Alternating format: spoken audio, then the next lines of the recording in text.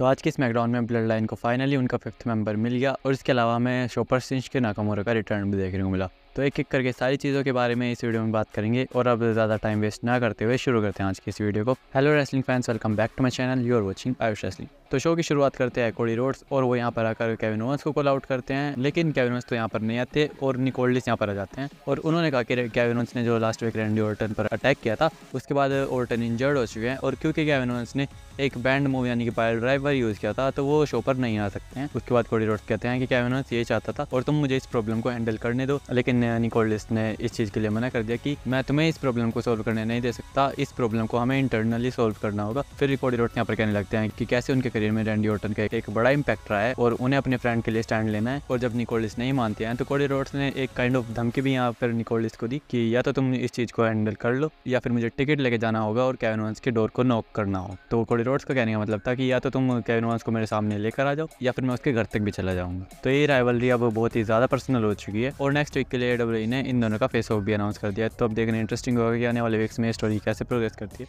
इसके बाद हमें बैकस्टेज जिमी ऊसो देखने को मिलता है और फिर जे ऊसो और सैमी ज़ेन भी यहाँ पर आ जाते हैं और जिमी ऊसो यहाँ पर कॉल पर बात कर रहे थे तो जे ऊसो और सैमी ज़ेन आकर पूछते हैं कि वो किससे बात कर रहे थे। तो जिमी ने बताया कि वो OTC से बात कर रहे थे और रोमन ने कहा है कि वो सब उन्हें लॉकर रूम में मिले। और फिर जे ऊसो यहाँ पर कहते हैं कि हमें अभी तक अपना 5th मेंबर नहीं मिला है। फिर सैमी ज़ेन कहता है कि मेरे पास एक आइडिया है और फिर वो यहाँ से चले जाते हैं। इसके बाद हमें देखने को मिलता है विमेंस यूएस चैंपियनशिप के टूर्नामेंट में पहला ट्रिपल थ्रेट मैच जो कि था बेली वर्सेस कैंडिस लेरे वर्सेस B-Fab के बीच में। और इस मैच में B-Fab की तरफ से हमें एक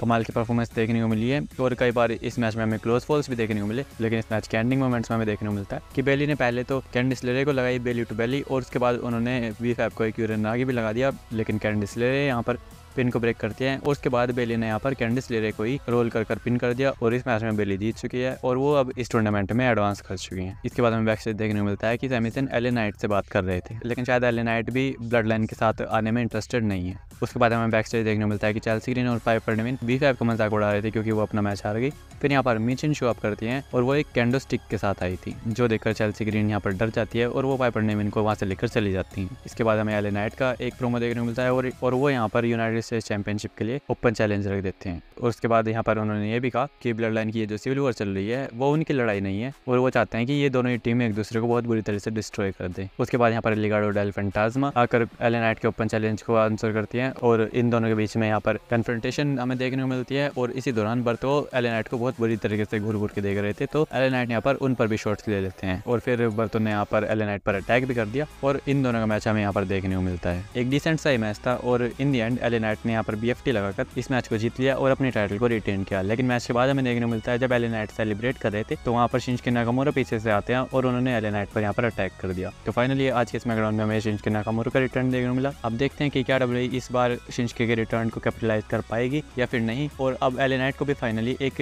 नया अपोनेंट मिल चुका है तो उनका टाइटल रेन भी थोड़ा इंटरेस्टिंग हो सकता है। उसके बाद हमें बैकस्टेज सेगमेंट देखने को मिलता है जहाँ पर ऊसोस और सैमी ज़ेन रोमन के लॉकर रूम के बाहर खड़े थे और फिर वो दोनों लॉकर रूम के अंदर जाते हैं और थोड़ी देर बाद रोमन रेंस भी वहाँ पर आकर बैठ जाते हैं और सैमी ज़ेन और ऊसोस आपस में बात करने लगते हैं कि कौन बताएगा रोमन को। फिर सैमी ज़ेन ने रोमन को बताते हैं कि रॉ और स्मैकडाउन पर कोई भी हमारे साथ टीम अप करने के लिए तैयार नहीं हुआ है। और पीछे लगी हुई LED स्क्रीन पर हमें देखने को मिलता है कि सोलो सिकोआ अपनी ब्लड लाइन को लेकर रिंग की तरफ बढ़ते हैं। फिर रोमन रेंस अपने काउच से उठते हैं और फिर वो रिंग की तरफ ही जाने लगते हैं और फिर हमें देखने को मिलता है कि सोलो सिकोआ ने रिंग में आकर सिर्फ एक्नॉलेज में ही बोला था और रोमन रेंस अपनी ब्लड लाइन को लेकर वहाँ पर आ जाते हैं। इसके बाद हमें दोनों ही ब्लड लाइन के बीच में ब्रोल देखने को मिलती है और पहले तो यहाँ पर OG ब्लड लाइन को अपर हैंड मिलता है, लेकिन बाद में जेकब पार्टो ने यहाँ पर बेबी फेस टीम को एक कंपटीशन दिया। उसके बाद हमें रिंग में देखने को मिलता है कि सोलो सिकोआ सैमी ज़ेन पर एक समोन स्पाइक लगाने वाले थे, लेकिन रोमन ने यहाँ पर आकर उन्हें सेव किया और रोमन ने सोलो सिकोआ को ही एक स्पीयर लगा दी। और बाद में जाकर हमें देखने को मिलता है कि रोमन रेंस और जेकब पार्टो रिंग में थे और इन दोनों के बीच में हमें थोड़ी देर तक स्टेयर डाउन देखने को मिलता है, लेकिन पीछे से आकर ब्रॉन्सन रीड ने यहाँ पर रोमन रेंस पर अटैक कर दिया। उसके बाद यहाँ पर ब्रॉन्सन रीड और जेकब पार्टो दोनों ने मिलकर OG ब्लड लाइन को डिस्ट्रॉय किया। ब्रॉन्सन रीड ने अपना डेथ वैली ड्राइवर लगाया, जेकब पार्टो ने मूनसॉट लगाया और उसके बाद ब्रॉन्सन रीड ने जिमी ऊसो पर एक सुनामी भी लगा दिया। उसके बाद रिंग साइड पर रोमन रेंस कम बैक करने की कोशिश करते हैं और उन्होंने टामा टोंगा और टोंगा लोआ को भारी बजाना शुरू कर दिया। फिर वो रिंग में भी जाते हैं और उन्होंने टामा टोंगा, टोंगा लोआ और ब्रॉन्सन रीड तीनों को ही सुपरमैन पंचेस वहाँ पर लगाए, लेकिन इस चीज़ का फायदा सोलो सिकोआ ने उठाया और उन्होंने रोमन रेंस को एक समोन स्पाइक लगा दिया। उसके बाद जेकब पार्टो ने रोमन पर एक मूनसॉट लगाया और इन दी एंड ब्रॉन्सन रीड ने रोमन रेंस पर एक सुनामी भी लगा दिया